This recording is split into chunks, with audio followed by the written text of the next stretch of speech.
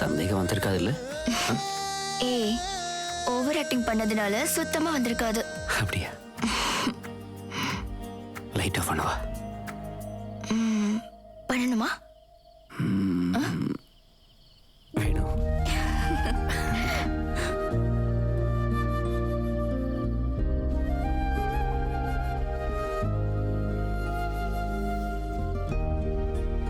நல்லா வேண்டிக்கோங்க. இதுக்கெல்லாம் யாராவது வேண்டிப்பாங்களா? பின்ன வேண்டிக்காம அப்படின்னே வேண்டிக்கிறேன். ஐயப்ப சுவாமி. இல்ல இல்ல இல்ல கிருஷ்ணா, சாரி ஐயப்பா.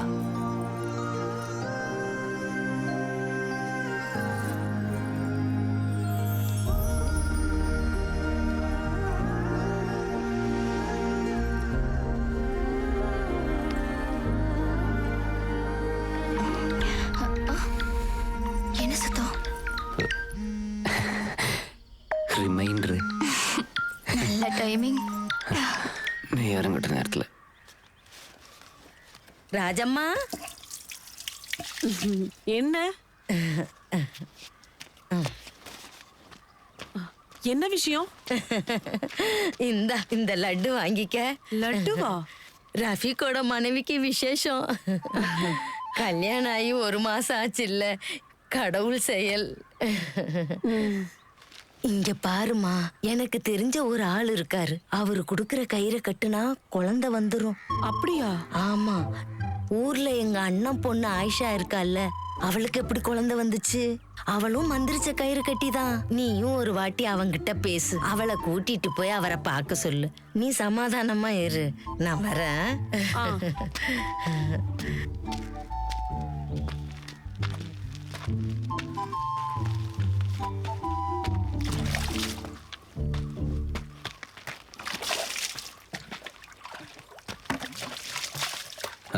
என்னது லட்டுவா? ஃபாத்திமா தந்தா. ரஃபீக் பொண்டாட்டி மாசமா இருக்கலாம். ஃபாத்திமாக்கு தெரிஞ்ச ஒரு ஆள் இருக்காராம். என்னது, உங்களுக்கு மதம் மாறுற பிளான் ஏதாவது இருக்காண்ணா? அந்த ஆள் கொடுத்த கயிறு கட்டினா குழந்தை பிறக்கும்னு ஃபாத்திமா சொன்னான். உங்களுக்கு ஒரு வேலை இல்லையாமா? சும்மா அவங்க சொன்னாங்க இவங்க சொன்னாங்கன்னு பேசிக்கிட்டு. அப்படி இல்லடா, உனக்கு அந்த சுல்பத்தை தெரியும்ல, ஆயிஷாவோட பொண்ணு. அவளுக்கு குழந்தை பிறந்ததே இவரு மந்திரிச்சு கொடுத்த கயிறை கட்டிதானா. என் பொண்டாட்டிக்கு அப்படி யாரும் கயிறு கட்ட தேவையில்ல. இந்த பேச்சு கொண்டு குறைச்சல் இல்ல, எது சொன்னாலும் கேக்குறது இல்ல.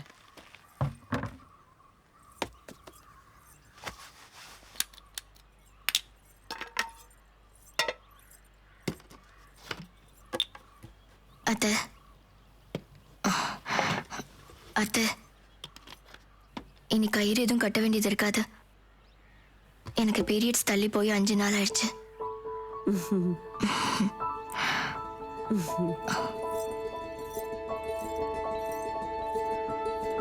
கடவுளே, என் மருமகளுக்கு நல்லபடியா குழந்தை பிறக்கணும். டே, 5 நாள் வச்சுலாம் கன்ஃபார்ம் பண்ண முடியாதுடா. ஒரு 10 நாள் கழிச்சு டெஸ்ட் பண்ண போதும். 5 நாள்லாம் தள்ளி போகும் தான். அப்படியே இந்த பிரசவ விஷயத்துல உனக்கு அவ்வளோ எக்ஸ்பீரியன்ஸ் இல்லை. சரியாயிடும், விடு. எனக்கு ஓரளவுக்கு எக்ஸ்பீரியன்ஸ் எல்லாம் வேணாம். இது எப்படியாவது ஓகே ஆனா போதும். ஏண்டா, முதல்லலாம் 1000 பயம்தான். ஒன்று வந்ததுக்கு அப்புறம் மறுபடியும் வந்துருவோன்னு பயம்தான் வரும்.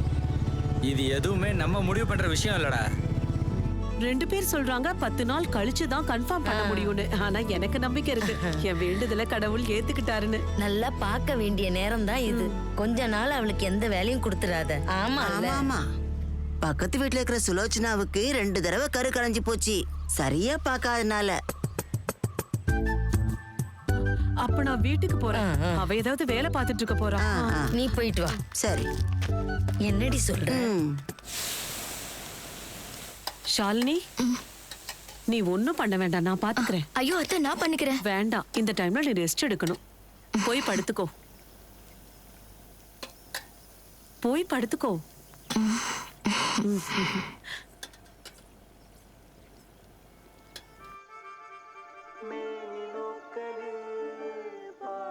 ஷாலினி, நீ எதுவும் சாப்பிடல, இத முதல்ல குடி. அத்தை, இப்ப வேணாம் அத்தை. இத குடிமா, டயர்டா இருக்காது.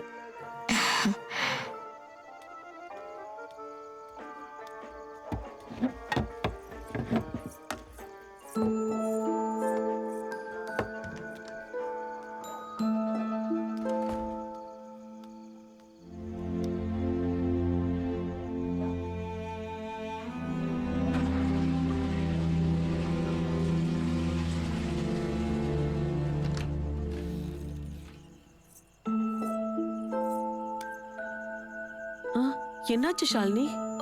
ஒன்றும் இல்லை, நான் ரெஸ்ட்ரூம் போயிட்டு வந்தேன். கடவுளே, அவளுக்கு நல்லபடியா குழந்தை பிறந்தா எனக்கு அது போதும்.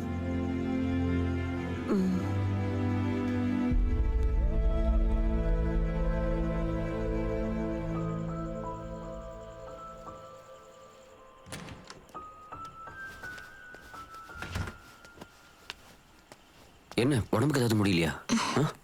ஒன்றும் இல்லை. உனக்கு இங்கே போர் அடிக்குதுன்னா டெஸ்ட் முடிஞ்சு கொஞ்ச நாளைக்கு உன் வீட்டில் போய் இருந்துக்க. மாமா, ம் நான் ஒரு விஷயம் சொல்லணும். நீ என்ன சொன்னாலும் கேட்பேன், சொல்லு. எனக்கு இன்னைக்கு பீரியட்ஸ் ஆயிடுச்சு.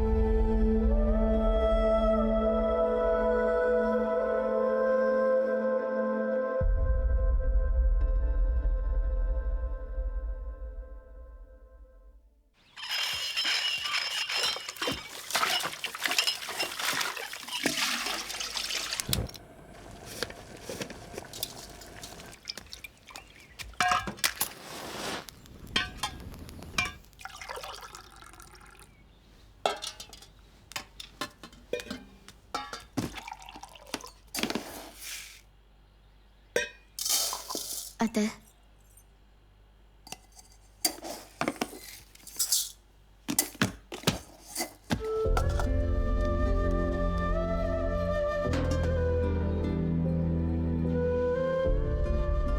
மாமா மாமா எழுந்துருங்க. என்ன எழுந்துருங்க மாமா, உங்ககிட்ட ஒரு விஷயம் பேசணும். உன் பிரச்சனை தான் என்ன? நீங்க கொஞ்சம் எழுந்திருக்கிறீங்களா? சொல்லு. அத்தை என் கூட பேச மாட்டேங்கிறாங்க. பேச மாட்டேங்கிறாங்களா? இந்த வீட்ல இப்படிதான் நடக்கும்னா இதுக்கு மேல என்னால இந்த வீட்ல இருக்க முடியாது. சும்மா மனசை போட்டு குழப்பிக்காத. குழந்தை பிறக்கலைன்னா எப்பவுமே கட்டிட்டு வந்த பொண்ணுங்க மேலதான் குத்தம் சொல்லிட்டு இருப்பாங்க. அது இங்க மட்டும் இல்ல, எல்லா இடத்துலயும் அப்படிதான். நேத்து நீங்களும் என்கிட்ட பேசாம போய் படுத்து தூங்கிட்டீங்க. எனக்கும் உங்களை மாதிரி ஆசை இருக்கும்ல குழந்தை வேணும்னு. இதை பாரு, நான் அப்படிலாம் நினைக்கவே இல்லை. நான் நிறைய யோசிச்சு பார்த்துட்டேன் மாமா. நாம ஒரு டாக்டரை பார்க்கணும்.